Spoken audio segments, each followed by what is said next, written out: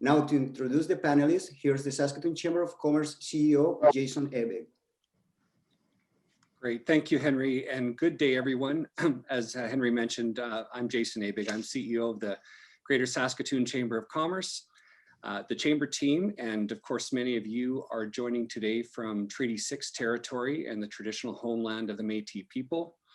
As a chamber, we're committed to growing a Saskatoon rooted in shared success and respectful relationships and true reconciliation. So if you're joining us from other parts of the province today, a warm welcome to you and thank you for being here. A special thank you to today's Power Lunch sponsors. Our promoting sponsors are CN and Campotex, and our partner sponsors are Par Auto Body and McClellan DeBoucher Chartered Professional Accountants. Thank you very, very much for your support and sponsorship of today's lunch. Finally, a reminder to use the link in the registration email that was sent to you in order to order some lunch today from one of our chamber restaurant members. Now more than ever, they need your support and they're eager to serve you. So just click the graphic and it will take you to our directory and you can place an order. So let's get started here. Over the last few years, momentum has been building around a new joint use arena and convention center facility for Saskatoon. Both Sasktel Center and TCU Place are approaching what is called their, quote, end of useful life, which means at some point soon, they will struggle to compete effectively for events and gatherings, and it will cost significantly more to operate and maintain those facilities than they generate in income. The boards of Sasktel Center and TCU Place commissioned an independent feasibility study on the future of these facilities and where it might make sense to combine and co-locate them in the future. A downtown location was recommended by consultants, City Council agreed, and a review of potential locations by city administration is now underway. Now that we're coming out of COVID though, there's a strong likelihood that there will be federal and provincial recovery funds for municipal infrastructure projects, which got us thinking, what do we need to do to make sure that Saskatoon is ready? Once a downtown site has been decided, what's next and how long will it take to get it done? So to that end, we've reached out to experts in facility development and the leaders from Sasktel Center and TCU Place on the key milestones and timelines and factors that will drive the process. First, we have Michael Sugarman, who's the principal architect of Sugarman Architecture and Design. Michael led master planning and design for Edmonton's Ice District, which is an area stretching 22 acres and is home to the new Rogers Arena and other developments, including over 1,300 residences, 2 office towers, over 200,000 square feet of retail, a 4-star hotel, and a new civic plaza. Bob Black is a partner with MLT Aikens. Prior to joining MLT, Bob served as Executive Vice President of the Katz Group for the last 10 years. He played a key leadership role in overseeing the design and construction of Rogers Place, home to the Edmonton Oilers, and the Ice District, a more than $2 billion development surrounding it. Tammy Sweeney is the newly minted CEO of TCU Place, which is home to Saskatoon Sid Buckwell Theatre and premier convention space. Prior to her arrival in Saskatoon as Chief Operating Officer for TCU Place, Tammy worked in convention and event facility senior management roles in Ontario and Alberta. Tammy is passionate about bringing people together through events that build community and strong connections. And last but not least, Will Lofdahl is the current CEO of Sasktel Center, which is Saskatoon's 15,000 seat arena and home to the Blades, the Rush, and Rattlers, and one of Canada's leading concert and family show arenas, hosting over 100 events each year. Will oversees Sasktel Center's day-to-day operations, special event programming, and capital planning. So we have an incredible panel here today, guys, with insight into what it takes to design, develop, and launch successful facilities. So after this panel's had a chance to speak today, there will be time for questions. And if you have a question, I'd ask you just to chat me directly, just select my name and hit send, and we'll get through as many of those questions as we can. So let's get started. Bob and Michael, we're going to start with you. We'd asked you to sort of go away and think about 2 key questions for us and share any insights and experience you have. First was, just remind us, if you wouldn't mind, what are the overall key benefits of downtown entertainment districts, the economic, social, cultural, reputational advantages to a well-planned and well-executed district? And then secondly, once a site has been selected for that district and for the facilities I've just mentioned, what is the critical path forward? What are the major milestones and relative timelines for projects of this kind? So with that, let me send it over to you and Bob and talk a little bit more about those two questions. Over to you. Good morning, everyone. It's certainly a pleasure to speak with you all today. We're addressing you this morning from the Heart of Ice District in Edmonton, also Treaty 6 territory. Michael and I were involved in the process in Edmonton from the very beginning right through execution. And we took what was previously surface parking and participated, in fact, led a process which resulted in the construction of over $2.5 billion worth of development right here in Ice District. It was a long process with a really impactful end that really changed the face of our city. And the key point from my perspective is that right from the very beginning, we were saying that this was about more than a hockey, and it was about more than an arena. It was about what kind of a downtown we as Edmontonians were going to have, and our ability to think big and accomplish things on a world-class level. Because we really believe that so goes your downtown, so goes your city. Your downtown is an essential element of your image and reputation as a city. It is an essential element of attracting capital investment, tourism, and attracting the best and brightest people. Our object with Rogers Place was to create sufficient critical mass of investment and traffic to create a changed paradigm in downtown Edmonton, where adjoining landowners saw new opportunities to develop or redevelop their parcels of land. Really, truly, we saw an arena downtown as a catalyst. But in Edmonton, we recognized that an arena alone was not going to have the impact required in terms of really spurring on further investment. It was our assessment that an arena, even a busy one, is busy about 150 nights a year. That's nights, and it's only half of the year in essence. You needed a second anchor in order to really drive that ongoing traffic that really allows for the energy and opportunity to develop around it. In our case, that second domino, if you will, was an office tower. Once we had an arena and an office tower, we saw a path to building a hotel. Once we had an arena, office tower, and hotel, we saw a path to building retail. And once we had all those elements, once we had a village in essence, we saw the path to building the residential. In Edmonton, we kicked off an unprecedented level of development in our downtown, which created a very significant municipal tax uplift, which created a very significant economic impact, and which significantly altered the image and reputation of our city.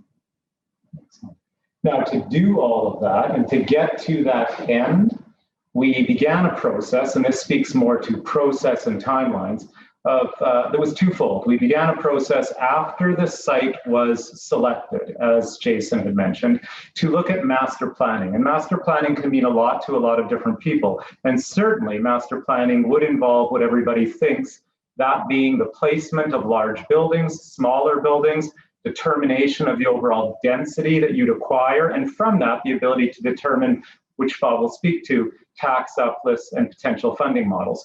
Having said that, the aspect of master planning that most people don't think of is the actual residual spaces between those programs. That would include the street systems, green spaces, and gathering spaces in an urban core. Now, it also includes assembling networks to support that. So pedestrian networks, it would include your transportation networks, And it includes things like determining how to place those buildings to protect intangibles, which are critical, things like sunlight, which would allow people to come and gather and enjoy those spaces that you've created. So again, master planning is the end game. You end up planning that at the beginning. You develop a very flexible model because you know this build out is going to take years.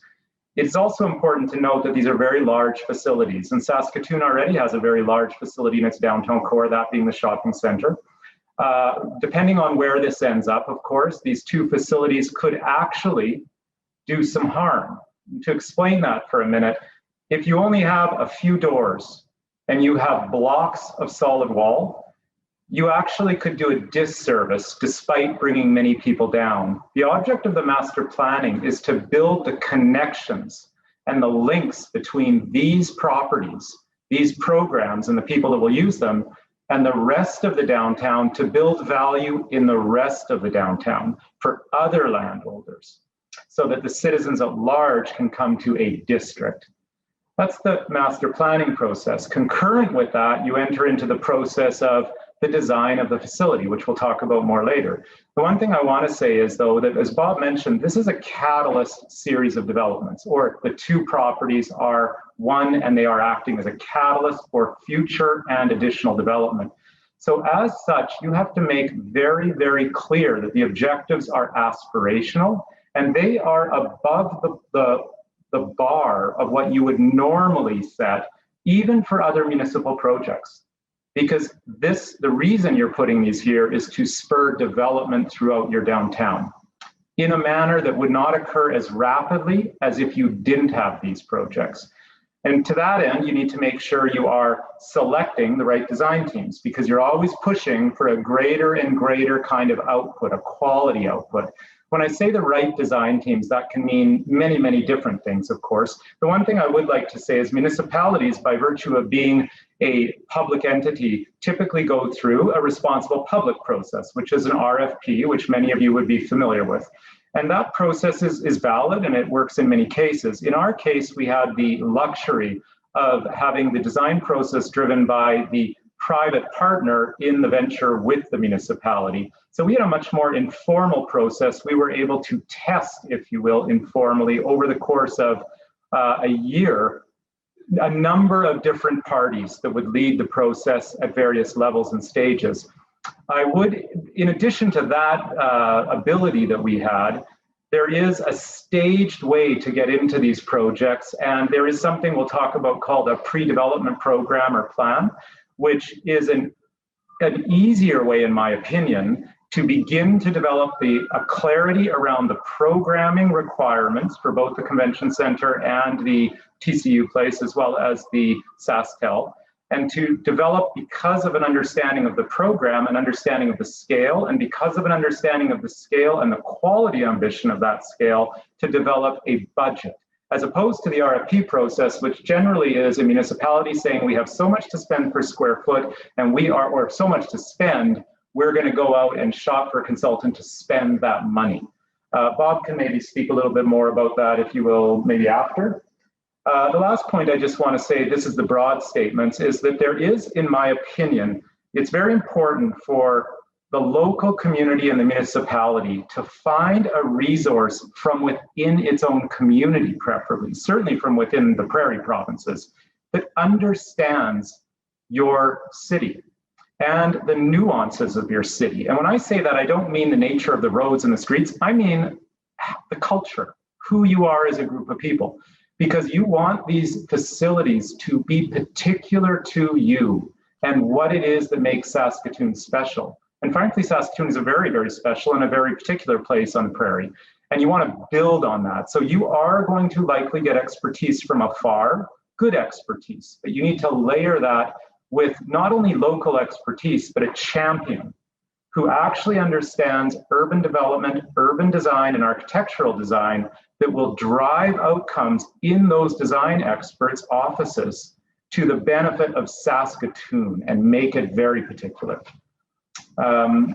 So we know the aspiration. The aspiration is to use these facilities, in Saskatoon's case, an arena and convention center, And I think that a very good combination in terms of creating that critical mass that I referred to earlier to drive private sector development by others.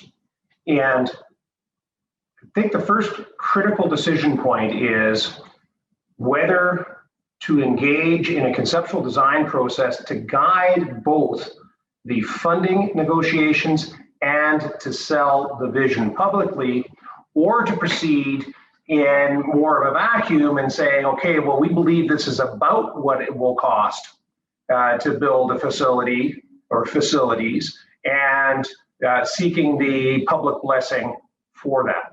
In Edmonton, we very consciously established a parallel path where during the funding negotiations, we had a separate but concurrent process going on the design.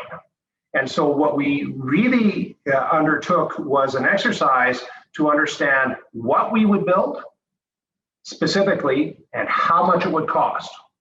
That allowed us to not only inform the funding negotiations to ensure that we had the right amount of money in the funding, but it also allowed for a really much more informed dialogue as to what really the opportunity was and how it would unfold. It allowed us to be able to sell the aspiration to the public. It allowed us to be able to respond to public concerns. I also want to say, in the spirit of talking about parallel processes, that I always go back to, there's two arms here that constantly are going to be coming back to each other and looking to each other for gives or push and pull. And one is the facility design and design teams, and I'm going to call them tenancy of those facilities, so TCU Place and Sasktel.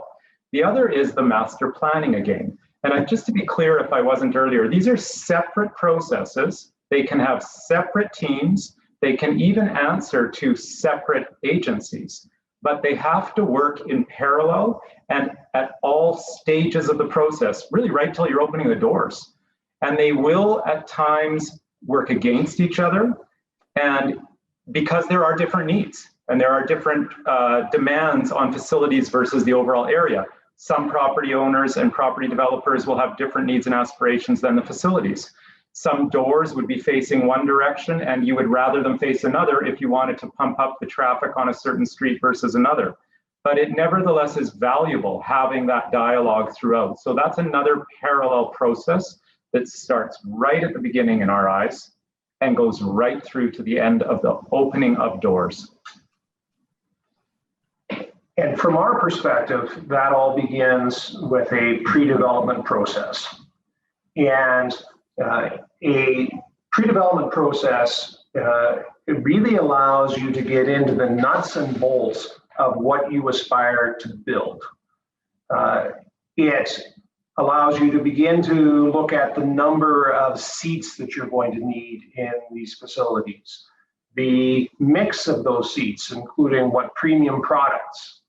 It allows you to begin to understand what your number of concourses within the buildings are going to be, what the circulation spaces should be, how you orient the exits and entrances, what the food and beverage capacity will be, including the points of sale, performer spaces, both the athletic performer spaces, but also concert performer spaces, and the capacity necessary for trade shows. It allows you to really, in a very thoughtful way, look at what the back of house of these facilities is going to be, what you need in terms of loading docks, critical elements such as storage. It's really those back of house functions that really become the lifeblood of those buildings. Those back of houses have to operate efficiently because time is money. And the more efficient you can make these facilities, the more productive they're going to be in terms of having the impact. But that all takes place within that context of a master planning exercise, because now you have to think about how you're going to move vehicles, how you are going to manage the loading functions in terms of getting those big rigs into those buildings. and how you're going to do that in a fashion which does not impair the movement of vehicles and pedestrians that you need to ensure is harmonized in order for these facilities to work. And pedestrian movements as well, stacking and loading areas just for people alone. There's two things I'd like to add to Bob's discussion of the pre-development plan process, which, by the way, for the sake of discussing timelines, you can get lucky. That could be as little as 3-4 months. In our case, we actually had a series of milestones within that process that took about 11 months, actually, just to get to the point of real clarity. Now, when I say real clarity, we had the beginnings of an understanding even within the facility of the different venues, if I can call them that, within the facility. So it's quite nuanced. And as Bob said, it gave us the opportunity to develop budgets, which were very accurate. So we endorsed that. But I did want to say that there is, as part of developing the understanding of each of the areas Bob spoke about, it's important to begin to assemble the right experts and the right team. And you can imagine there's many, and this is the case for any project, but again, the scale of these projects will likely demand that the city even goes far outside of its boundaries to find that expertise. The one thing we encouraged, and we would hope that the city would, and yourselves would do so as well, is a strong representation where possible of local expertise. Not only for the reasons that I mentioned earlier, which are about an understanding locally of the facilities, the people, the consequence, but simply to, frankly, spread the dollar of consultancy within the local community. And to bring in that endorsement from as many people and players as you can in the local business community. We think that was important, and Edmonton did that in a robust manner, overtly. There was an established set of milestones, but guidelines to achieving that end. The other thing that I wanted to say is that within this pre-development process, it's important, and Bob spoke about this, to get that interior of the facilities right. We really believe that it's important to have what I'm going to call for this discussion the tenancy. And again, Tammy can speak to that, or Will can speak to that, but it is those facilities and their operations managers. And this is a civic facility, so we're assuming the municipality will be key in leading the process. But it becomes very important to have that intimate knowledge and understanding of what the programming needs are of those facilities, or monies will be poorly spent in design, and there will be implications in construction for changes. So embedding them in a meaningful way in the process was critical. And I don't know if you want to speak to that a little more. Yeah, so, speaking more to what that pre-development team looked like in Edmonton. Importantly, we had our construction manager, PCL, at the table early, so that as we were proceeding through the design process, we were testing the ultimate cost of the facility with our construction manager. We were also getting advice from our construction manager relative to how we could find more efficient, cost-efficient, and time and therefore cost-efficient construction processes, so that we could optimize the value per dollar. We involved representatives, of course, of the city, because the city had some very significant public interest issues that they needed to see really represented in that design. In our case, we had the Oilers as a tenant, and the Oilers Entertainment Group, more accurately, so that's broader than just the hockey team. And we had our operations people embedded in the design from the very beginning. So when we were designing a loading dock, we had our operations people going over that design with a fine-tooth comb from the perspective of functionality and ensuring that we were maximizing efficiency. Things can be overlooked, like the importance of having really robust storage space. That is critical to the movements that take place in what ultimately becomes this heavily synchronized process about loading and unloading a facility for different types of events. We had a project manager that was an owner's representative. That project manager sat between the owners and the architects engineers and constructors, and represented the owner's interests in those discussions. The reality is that municipalities build one of these in a generation at best. And the likelihood that you have expertise locally as to exactly what you need and exactly how to accomplish it is remote. And so having that owner's rep who has substantial experience and whose allegiance is to the ownership is a critical element. I think also I'd like to just add to that, again, from the design perspective,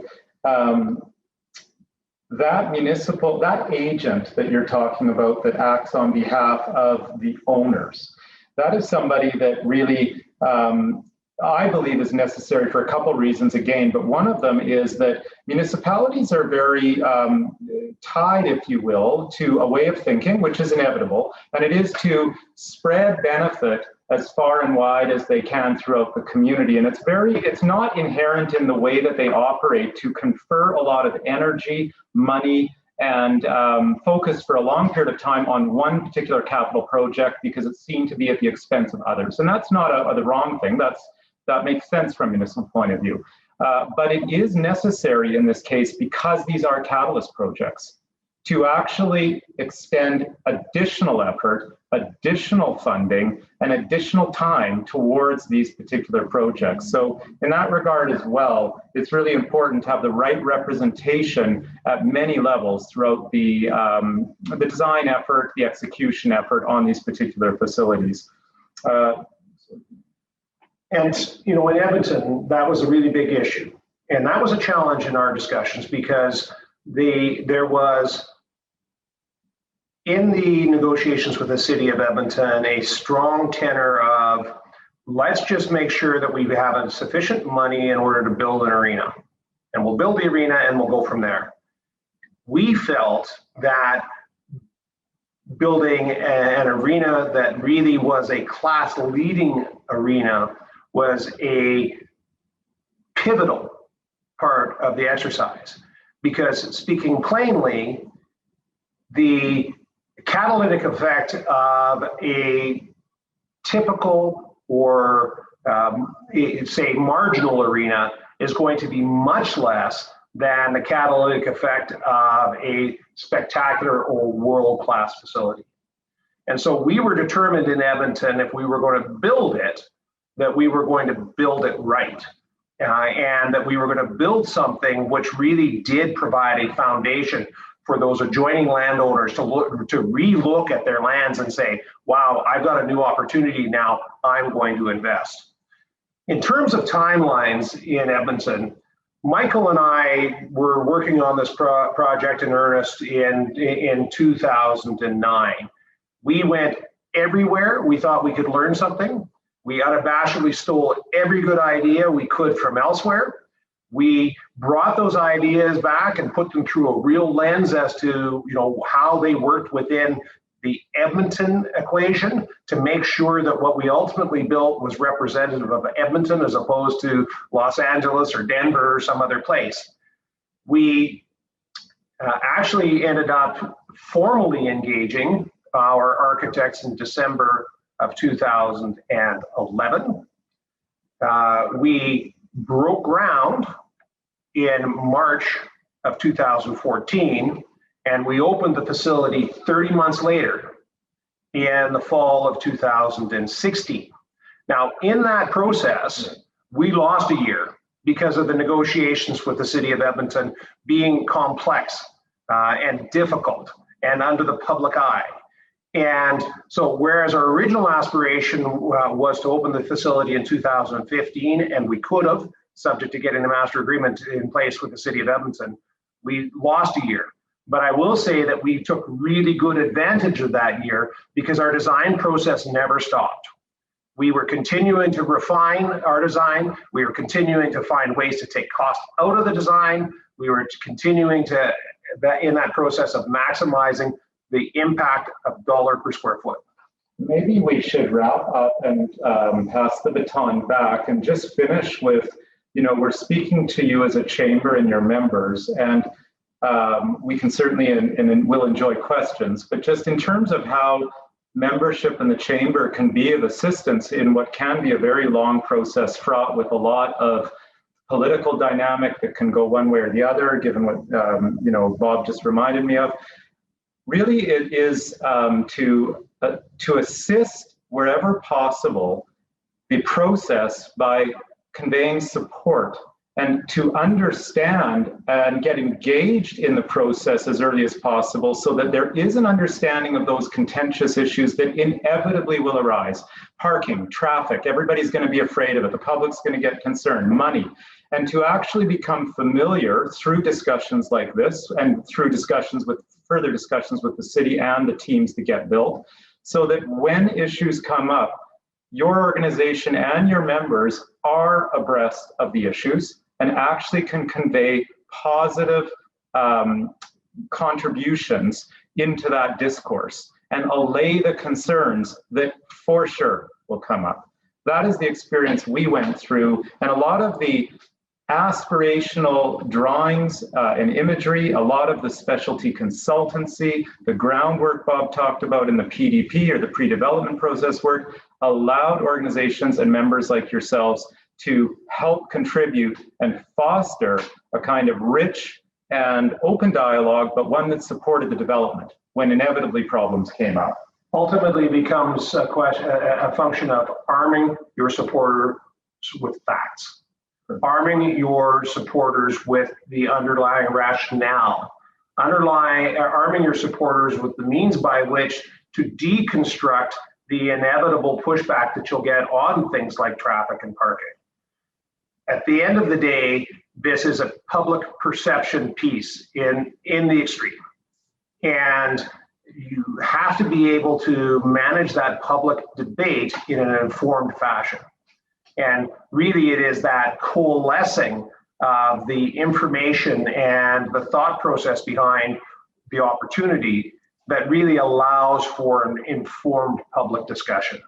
In Edmonton, I'll just leave it with this. We kicked off a development in Edmonton, which spurred over $4 billion worth of development in our downtown core. Over $3 billion of that was private sector investment. It had a very substantial impact on our image and reputation globally. And it created a vibrancy in our downtown core that we've never seen. That was a product of a tremendous amount of work, a tremendous amount of expertise, and a really very thoughtful process. Excellent. Thank you. Thank you, Michael. That was a great overview. You know, the complexity of projects is just, it's staggering when you talk about parallel processes working in tandem. You talk about all of the stakeholders involved, including the public.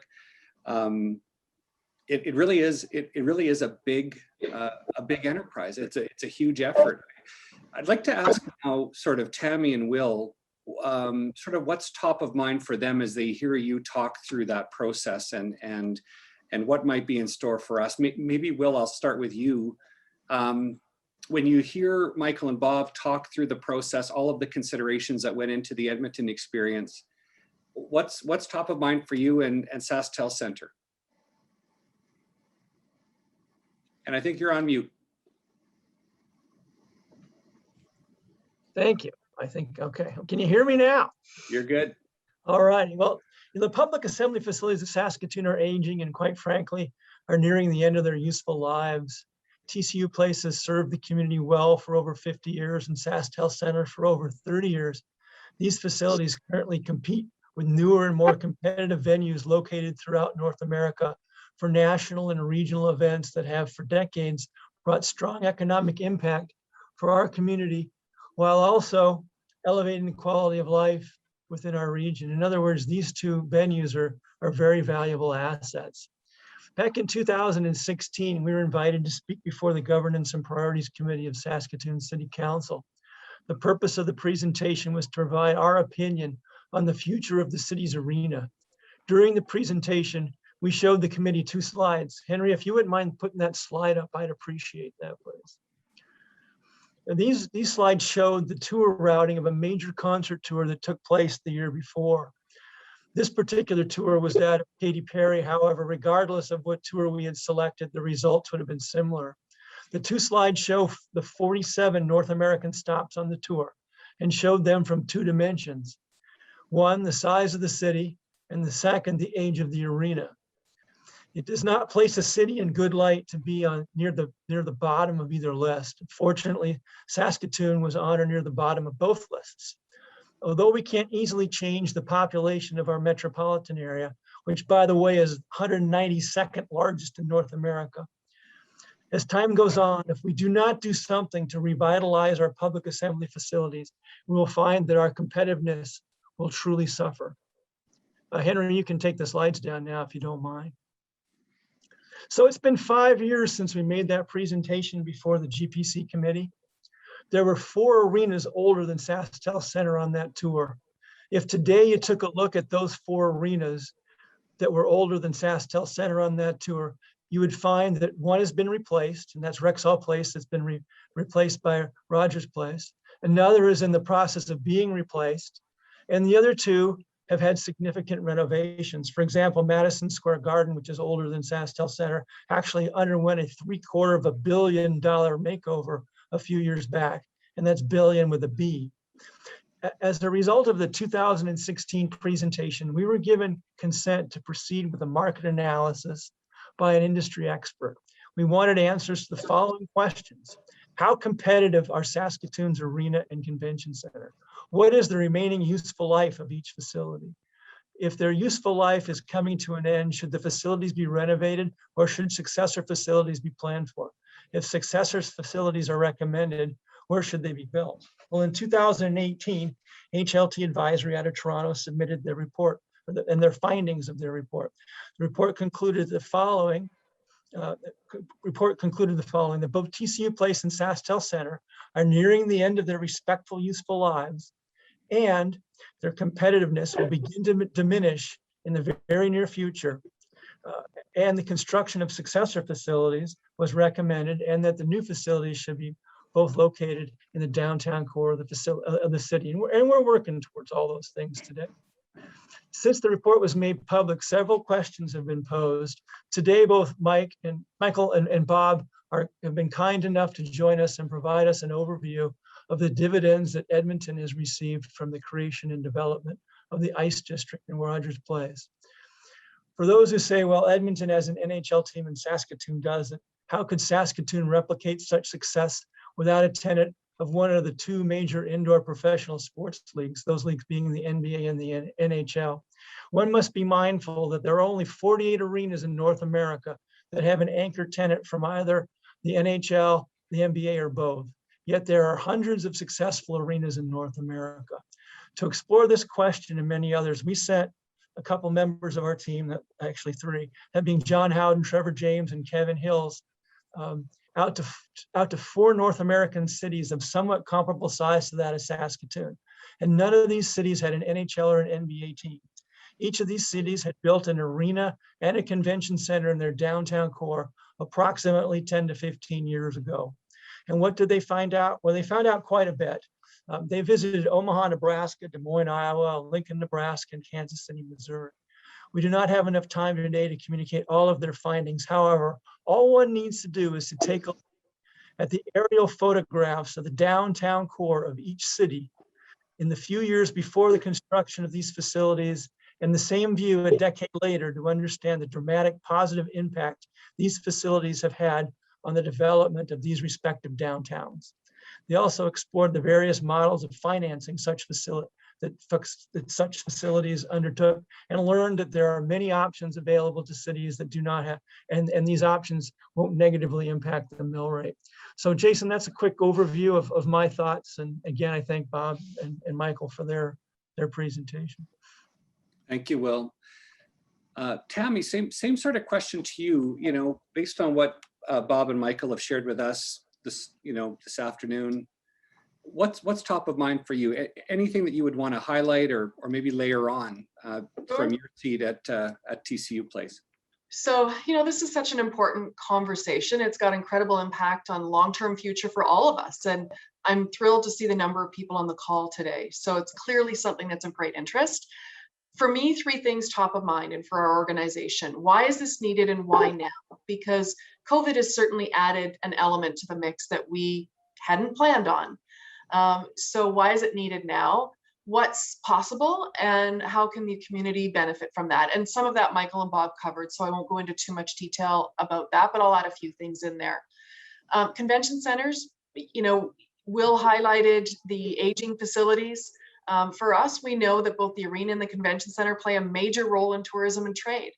TCU Place alone contributes $27 million to the economy on an annual basis, $36 million to the provincial economy in a non-COVID year. In 2018, 1 out of every 216 jobs in Saskatoon were directly related to TCU Place. So we impact the economy. We attract regional, national, and international events. But because our building is aging and our clients are wanting different things now than what was considered important when we were constructed, we're losing business. Built in 68, our new renovation in 2006, even that's aging. And that's still serviced by our original building infrastructure. So we are one of the last convention centers to be rebuilt in our market size, and that is hurting us and it's hurting our economy. We've lost events because of our building size, because of the flow, the lack of breakout rooms. Centennial Hall, we love it, our beloved Centennial Hall, but it's not a space that is welcoming to our clients on a larger scale. It's less usable for large conferences because they don't want to be in the basement. The perfect size for TCU Place conventions is somewhere between 600 and 800 delegates. We are at that point missing out on the opportunity for conferences that are 1,000 people plus. There is business that's going to other cities and other provinces because we can't accommodate their growth or their event in our current structure right now, downtown. And they like being downtown because of all of the hotels and the closeness to the malls and its walkability. Our downtown and our city are missing out on all of the benefits of hosting these larger events. We're missing out on some of the current industry trends like the larger, flexible, adaptable spaces, better flow, higher ceilings, and now more important than ever is the technical infrastructure to accommodate the changing event industry due to COVID. If we don't act now, Jason mentioned it at the beginning, we may fall further behind, we may lose more events to the city, we may miss out on our opportunity to access some of the funding that's available to kickstart post-COVID. So it's important that we address these conversations and start to build momentum now so that we can contribute more to the city. In terms of what's possible, Michael and Bob talked about the importance of a master plan. We're not talking about a building or even two buildings. We're talking about a district. Picture a vibrant, active space in a dynamic downtown every single day. Transformative experiences for both locals and visitors because of the venues, the businesses, the accessible community space. The downtown entertainment district becomes a destination catalyst, and that reflects the spirit of the people in Saskatoon. I love, Michael and Bob, that you talked about the importance of bringing local into that and into that process. It is a catalyst for future investment, for development, for civic pride. It adds jobs and injects new energy while helping with our post-COVID recovery. We transform our event centers to international ready venues and Saskatoon as an international ready destination. We can host multiple events at one time and collaborate with the arena to compete for major international events. We then have the opportunity to be at least on the same level or higher than our national competitor convention centers, because now our facility is dated and it's one of the last to be renovated. And we want greater diversity in our economy, and that comes through trade and tourism through a downtown entertainment district. The one thing that stands out for me, the district will be designed to thrive 365 days a year. So how will the community benefit in this? The biggest thing is really getting involved, boosting your businesses, the economic spin-off that comes from building this downtown district will happen when we get involved in building this project and in designing it together. So we are working together on this. We are working to help boost each other's businesses. If we can get 27 per million year now in Saskatoon in economic impact, imagine that if it was doubled or tripled because of the amplification of this new center or this new district. It is for the benefit of our community. It's designed, imagined, or will be designed and imagined with our community first. So those are the highlights from my end, and happy to dig in further anytime. Jason, if I could, I'd like to springboard a little bit off of what Tammy just said. I think that it's a really intriguing opportunity for Saskatoon, and Saskatoon does compete every day for not only meetings and conventions and for concerts, but it competes for capital investment, it competes for tourism, it competes for obtaining and retaining the best and brightest people. And that competition is alive every day. And this is about making your city more competitive fundamentally. But I'm really intrigued by having both of these elements in an entertainment district, because there's a really unique opportunity from my perspective to look at how you can not only build these facilities so that they share facilities potentially.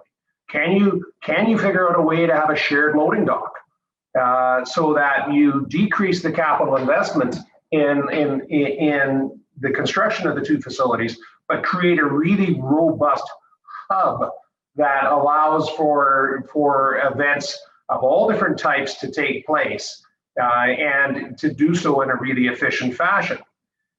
But beyond all that, I am really intrigued by the programmatic combinations that can be achieved.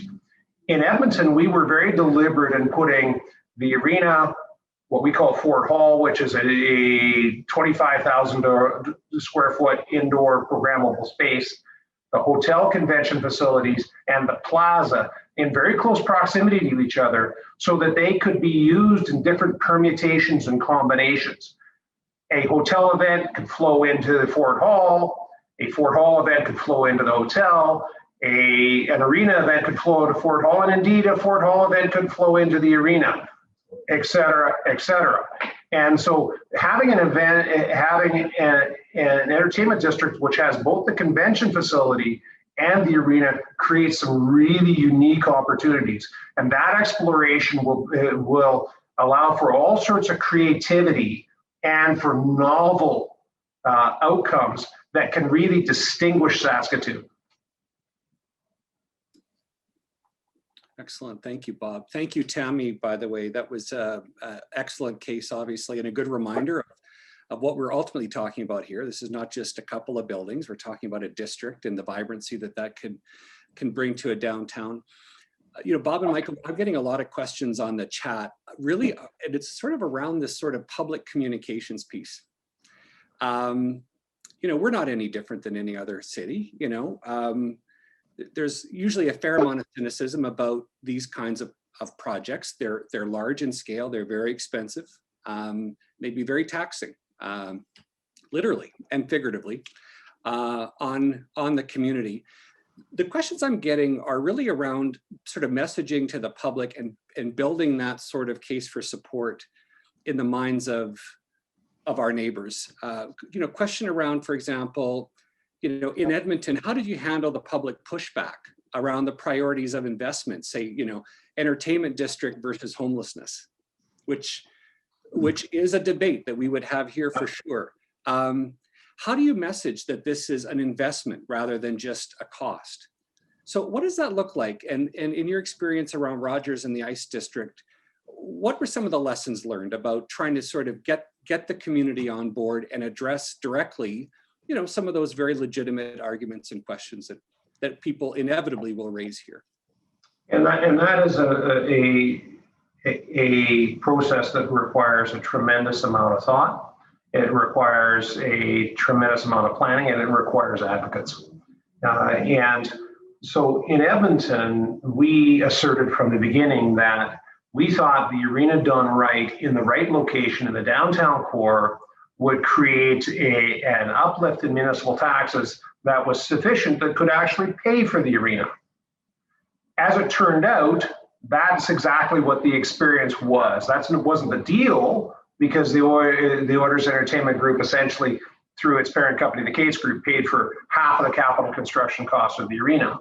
But the municipal tax uplift in Edmonton was sufficient that it could have paid for the arena being 100% publicly funded. Now, the big importance of that is it didn't touch anybody's taxpayer dollars. And what it actually did was it created greater flexibility in the use of those public dollars in other ways. The downtown revitalization extension, in essence, was being driven by the catalytic project. And so, listen, these are thorny issues, and they're challenging, and each community is going to come up with its own formula for funding that is reflective of the community itself, its priorities, what its challenges are. And particularly coming out of COVID, there are lots of them. But getting an energetic downtown and a vibrant downtown is just such a key aspiration for a community, because that drives so many outcomes. And really, fundamentally, we always believed, and time has proven in Edmonton, that the high tide floats all boats. If you can bring energy into your downtown and bring that economic activity into your downtown, then more things become possible. In Edmonton, because the Oilers Entertainment Group paid for half of the arena, the city has taken that uplifted municipal taxes and directed it to over $350 million with other capital projects in the downtown. I'd also like to add a couple things on that. One specifically, though, about the uplift overall. I think one of the lessons learned is that you absolutely don't minimize those other agendas and issues, that you recognize them, that you become a partner in solving them, which largely is what Bob is talking about, but I'll even be more specific. The issue of homelessness or displacing disadvantaged individuals, that was a present issue, especially given the proximity of Rogers Place to a historically disadvantaged area. So going into partnership with those organizations to some extent, not to say that was an easy path.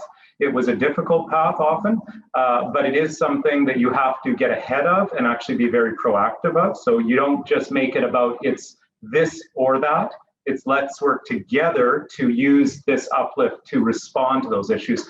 The other thing, though, that's very specific around design, which of course is what where I come in and love so much, is that we had a pivotal moment. Actually, Bob speaks about it better than I, because he led that pivotal moment, but it was using tools that the design team created. We had this discussion, and it was a discussion and a debate in Edmonton for, God, I think a year and a half, before we actually got to the point of wanting to release aspirational images. And we couldn't release anything really aspirational because we hadn't gotten to that point yet. And much of the discussion before we released that information was about the issues around why would we spend the money on this. As soon as we went public, now I'm not advocating you do that in advance of being ready to do so, but as soon as we got to the point of being ready to do so with the right tools, the right assets, the conversation shifted, and it went towards, we need that. And how do we facilitate making that happen? Whether we're a business or an individual, the public discourse shifted. So I think a lot of these discussions resolve themselves as the information starts to be made public. To Bob's point earlier, arming your community with the arguments, the facts to support that vision. But actually there will come a shift. It will be when you get those images out and people will go, wow. Doesn't mean the other problems go away. You still have to keep working on them. And by the way, in Edmonton today, they're still working on trying to resolve issues around some of that displacement that we're talking about, some of the priorities where, as much as I say it all works together, inevitably, there are people that don't get as much. And so it's trying to figure that out over time. But it can't just be a pretty picture. We were very deliberate in waiting until we were sufficiently evolved in the design process to be able to present something, and this was still a pre-construction phase, that was a product of a real sober exercise as to what we could build for the money. But as soon as we released that image, it did turn on a dime. And suddenly the public discussion was, make sure you build it right. You know, make sure you actually build this as opposed to some watered down version of it. Exactly. And that was a real turning point. Ultimately, we got to a place where, after a really deliberate process, and I presented hundreds of speeches and presentations to business groups, to community groups, to outside investment groups, to meeting and convention people, and it was really that process of building towards all that. But we faced a bit of a steep uphill climb. But after we presented those images, it morphed to 74% public support. Well, you mentioned you'd sent a team on a fact-finding mission to some of those markets that don't have that may not have professional sports teams, just to get a feel for sort of that development. I think you mentioned that they had looked at various ways of sort of getting these things off the ground, funding models, et cetera. Do you have any other thoughts on that outside of, property tax sort of paying for everything? Well, there's a lot of different ways that facilities have gone about being funded, whether it be taxes on rental cars or taxes on hotel rooms or a tax on tickets for people purchasing event tickets to the arena, or there's actually in I believe Des Moines, Iowa, some of the proceeds from the local casino go towards funding of the facility. So there's a lot of different avenues that communities around North America have used to fund their facilities. So just lumping everything on the tax base isn't what one has to do. So there are options out there, Jason. And how about, Tammy, just before we leave the subject of sort of community engagement and community onboarding, you've seen this in a lot of other places. And even though we like to think we're very special, and we are very special, I'm sure you've got some lessons learned in terms of sort of what that community engagement piece looks like. Any additional thoughts over and above what Bob and Mike have shared on that front? So there are a couple of things just to reinforce. Find a way to get involved. If your business is impacted, if your neighbor's business is impacted, just find a way to have the conversation. Get excited about it in a way that makes sense for you. Rally for this if you think it's going to help your business. Don't sit back and wait for others to do it for you. This is really developing and designing and invigorating the future of Saskatoon. So play a part in it that you want to play. As experts, I really love that we talked earlier about local people getting involved in the building, in supplying and sourcing it, advising it, and get involved as experts, because it will be your district, it will be your building, your district, and your opportunity to really impact the future of Saskatoon. So just get in there. Don't sit back and wait. Drawing people around things that they love and things that are important, and making sure that Saskatoon's footprint is all over that it really does reflect who we are and what's important to us as a community. So don't sit back and don't be silent. The people who oppose projects like this tend to be more organized and more vocal. And in Edmonton, we always felt that there was this silent majority who understood and who were, at their base supporters of all this.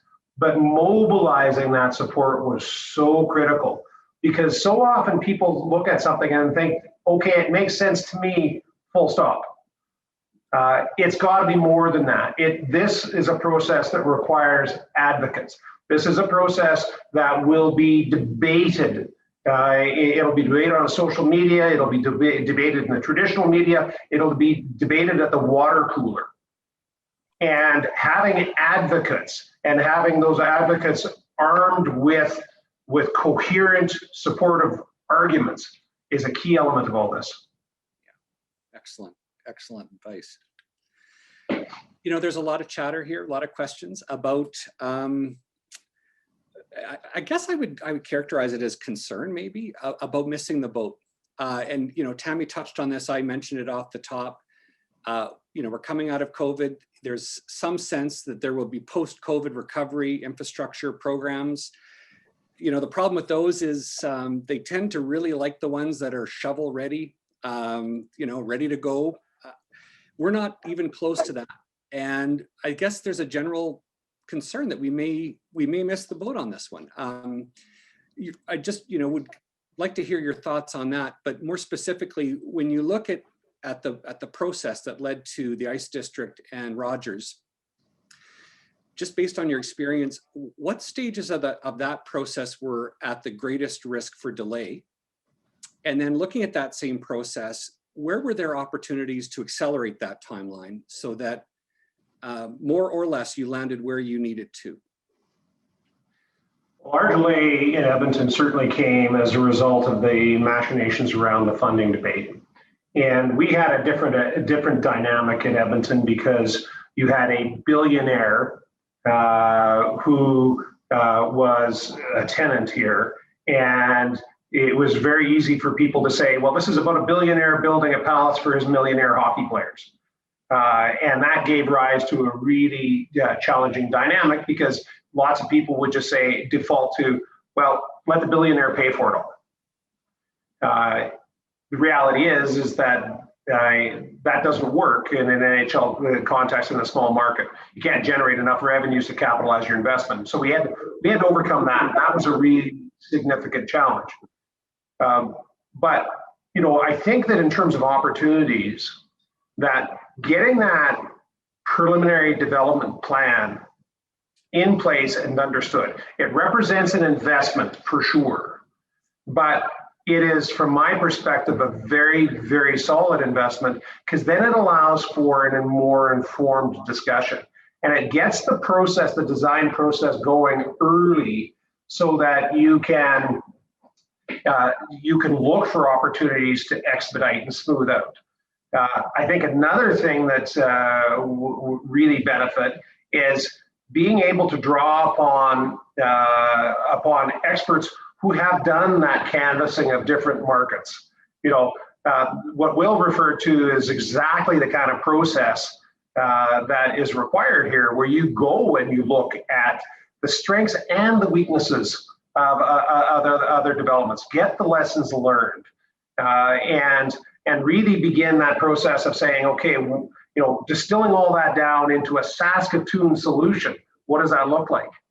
And so, you know, there are other experts that you can draw upon who can supplement that. Michael and I were, you know, I was at over 40 facilities across North America and way in Western Europe.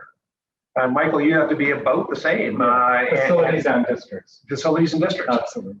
And so, you know, getting that, you know, harnessing that kind of insight that comes only through that really detailed exercise of going and comparing outcomes and learning is a key thing in terms of expediting your path towards your solution.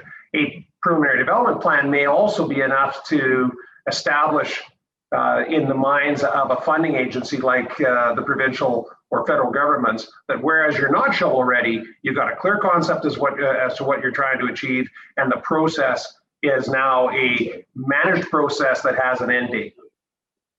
Yeah, that definition of shovel ready is becoming more elastic, and I agree with what Bob just said. At least getting through that preliminary programming analysis, which ultimately, by the way, is not about your consultancy. It's about Tammy and Will and their organizations.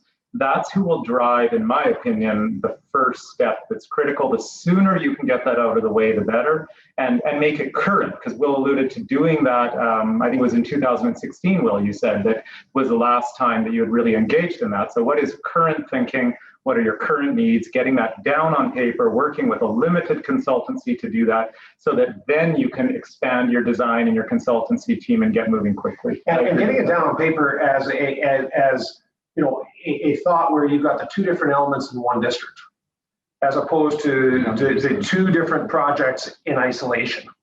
Because again, I think that there's some really, really intriguing possibilities by putting these facilities together. In Edmonton, just very briefly, the floor of our loading dock is the ceiling of a private sector parkade and therefore a shared cost.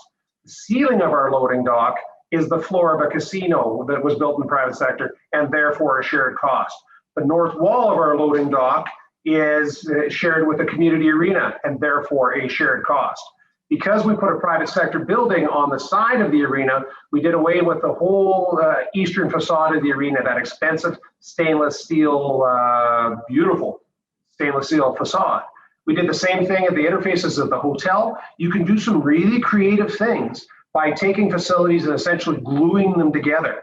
You can enhance the functionality of them, and you can also decrease the cost. Will and Tammy were nodding violently as you were talking about the preliminary development kind of phase and process. Maybe the last set of questions to you, Tammy and Will, you know, where are we in terms of some sort of clear vision around this, so that when there is the opportunity to move, we're ready and we have at least a clear concept and a path to somewhere? What are your thoughts, Will? Well, and next steps for the city in this particular project is we're looking for a piece of land to put in an arena. So right now the city administration is working towards that. COVID-19 has kind of sidetracked us a bit, got us a little bit behind, but it is our hope and our desire that once the piece of land has been secured, that things will be moving forward from there, Jason.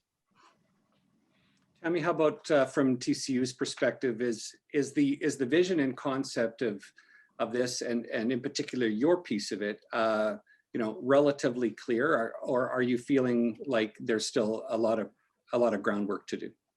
Well, both actually. I think it's crystal clear in terms of the vision. So we've built a program design of the elements that we want included in it. And that's quite extensive, room by room almost. We know how high we want the ceilings. We know what we want the space to be able to accomplish. We don't know how to build it, but we know what we want it to accomplish. And at the same time, we're continuing to reach out to other new convention centers and downtown entertainment districts, continuing to talk to architects and experts to say, what did you like? What did you not like? So while it's crystal clear, it's getting even clearer as each day goes on. And I think some of the next steps, and it was alluded to just a few minutes ago, Will and I having conversations and our teams having conversations about how that aligned space and that shared space interacts. It's really exciting. It's just incredible to be part of that design of function. Just looking at the clock, I guess we just have a couple minutes left. I could spend the afternoon on this. I find this so fascinating. One of the lingering questions, of course, is, you know, how does the community, and in particular the business community, sort of help move this along? You know, where, and this is a question to all of you, Bob, Michael, based on your experience, Tammy, Will, based on your local knowledge. Where is there a place for the business community to keep this momentum rolling so that we don't lose sight of the opportunity and we can be active and helpful partners here? Maybe Bob and Mike, I'll start with you. Yeah, I think what I would say is that, you know, business community has a lot of thought leaders in it. And really, it's important, I think, that the members of City Council who are responding every day to their perception of public sentiment get wind at their sails.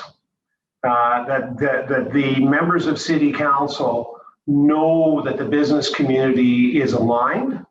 And the more that the business community can say, look, this kind of a development is going to affect the level of investment that we make.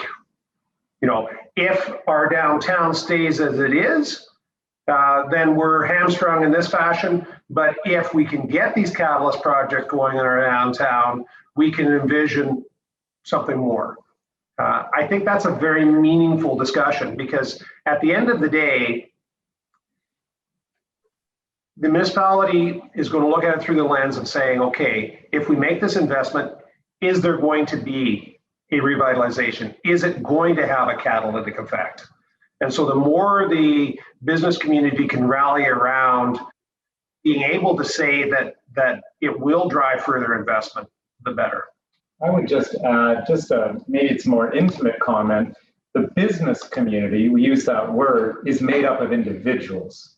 And those individuals are all members of many other groups, whether it's family discussions, whether it's a community group, a school or a faith group, or whether it's an institution like a university. And you use those relationships to, again, distribute understanding, excitement, a sense of urgency, to then lend a voice through whatever way each individual in those organizations can lend a voice.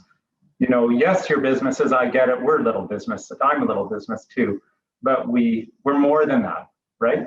We're doing this together today. Yeah. Will, your thoughts on a role for the business community? Well, I thought Bob said it quite well. I don't know that I can improve upon that, but it's a huge endeavor for the city. And I think that you take a look at communities across North America that have done this. Some have done it well, some have not done it so well. So I think it's important for us to all do our homework and try to minimize the risks that are involved. But there's also risks in not doing it too. You take a look at what these facilities have brought to the community over the course of the last decades that they've been here. And what if you didn't have these facilities? What would happen then? What would that do to the business community? What would that do to the quality of life of the region? Just at Sasktel Center, we've had the Briar here 4 times. We've had the World Junior Hockey Championships twice. We had Garth Brooks here back in 2016. And the economic impact just from the weekend that he was here alone was $10 million. Well, it cost $26.1 million to build the place in the first place. So that's over 1/3 of what it costs to build. So these facilities certainly are important for communities, and mankind has had facilities like this since the Romans, and they're very important. So I think that to answer your question, because I haven't answered it yet, the way the business community can get behind this is to let City Council know that it's important, and because the City Council, they're trying to do what's in the best interest of the community. So if the community voices a strong backing for this project, then I think that puts us in the best position to be successful. Tammy, your thoughts? Sure, certainly echoing everybody else, but to me, it comes down to push versus pull. We can pull the community through this because we believe it's a great idea and it'll have mediocre results. Or the community can push this. The business community can push this themselves because they understand the benefits. And if they get excited about it, if everybody gets excited about it, it's amplified and the results will be deepened for the community and action will be easier to take. So again, not sitting back. It's you pushing this because you believe it's good for the city, good for your business, and good for our future. And I think that's what it'll take. Perfect way to end it, Tammy. Thank you very much. I'll let the 4 of you have a swig of water, because you've been on the hot seat here for the last 45 minutes or so. Let me kick things over to Trina, who has a few giveaways, and then we'll wrap it up when we come back. Trina, go ahead. Thank you, Jason. So as a thank you to all of you and for joining us today, we have 4 draws to give away gift cards to local businesses here in Saskatoon. So all your names have been entered into our Chamber Master system. If you are one of those lucky winners, you can stop by the Chamber office and come pick up your prize. So the first draw is for a $50 gift card to Scarlet Craft Kitchen at the Sheraton Cavalier Hotel. And that lucky winner today is Kirsten Meadows. So congratulations, Kirsten. You can stop by the Chamber office and pick up that gift card. And our second draw is a $20 Dutch Growers gift card. And that lucky winner today is Heather Berry. Perfect, Heather, congratulations. And our third draw is a $15 Spiffy Car Wash gift card, and that is to Kirby Werchenko. And the last draw today is a gift pack from Colony Coffee, and that winner is David Froze. So congratulations to all of you. Again, stop by the Chamber office and pick up those gifts that you won today. And now back to you, Jason, for our closing remarks. Perfect. Thank you. Thanks, Trina. Congratulations, guys. And thanks to everybody again for joining us this afternoon, and especially Michael, Bob, Will, and Tammy for your insights. I thought it was excellent. I think you've done a great job teeing this up for us. I think the challenge has been made. The ask is there, and now we have to figure out how we're going to help move this forward with you. So thanks to the four of you for sort of wrapping our heads around this again and giving us the call to action you did today. Also want to thank today's Power Lunch sponsors. Our promoting sponsors were CN and Campitex. And our partner sponsors were Par Auto Body and McClellan Deboucher Chartered Accountants. Thank you again for your strong support of today. And again, to everybody on the call, thanks for joining us. Take care of yourself and those around you. And we'll see you at another Chamber Power Lunch real soon. Thanks.